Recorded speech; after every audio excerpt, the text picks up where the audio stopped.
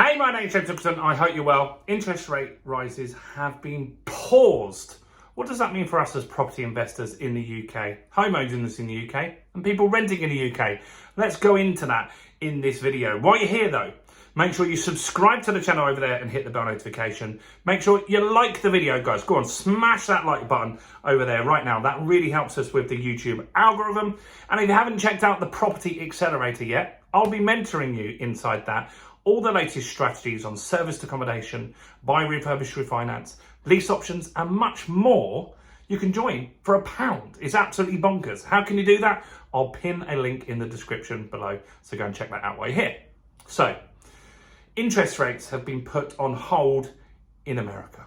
It's not in the UK, unfortunately. I'm sure you guessed that right by the thumbnail on this video. However, what does it mean for us? Let's talk about what it means for us in the UK. You see, there's a common word or phrase, more like, in the financial markets that says the Brits follow the Fed. We follow the Fed.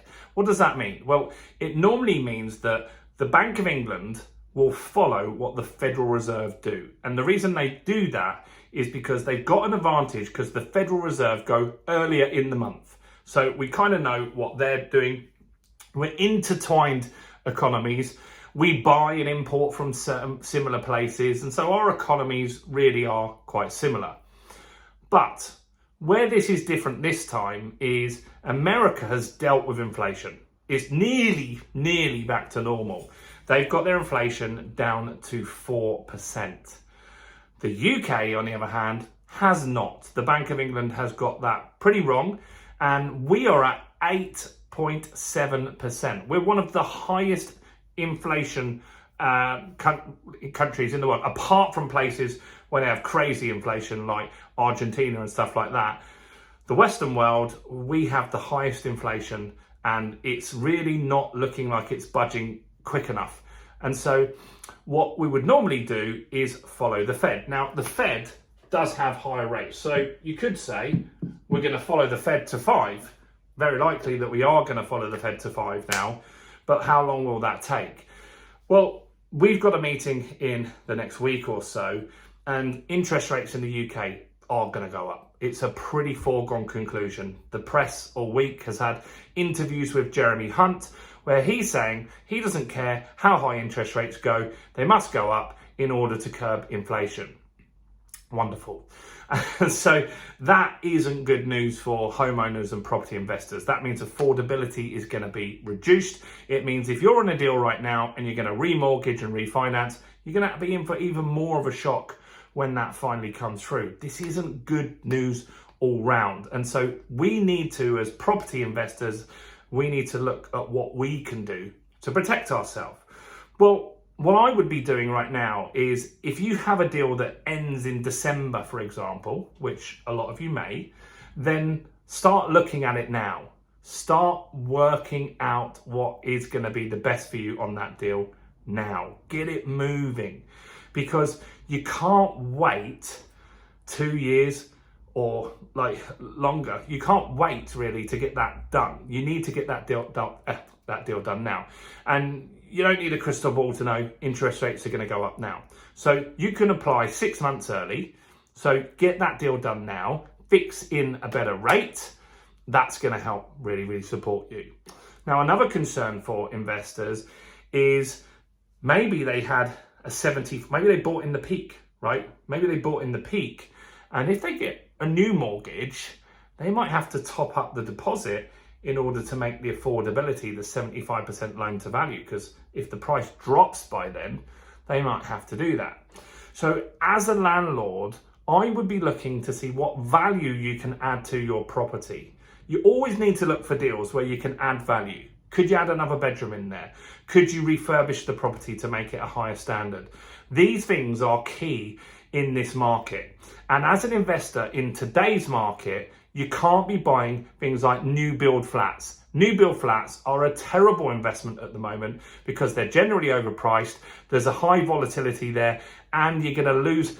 Normally when you buy new build, you lose a little bit of money straight away. Anyway, if the market also goes down, that's going to mean it's really tough. and you can't add value to a new build property. It's already beautiful and pristine. What can you do to make it worth more value? Also, buying vanilla buy-to-lets in this market, that's going to be tough. So if you buy in the south of England like I have been for years, I can't do that anymore.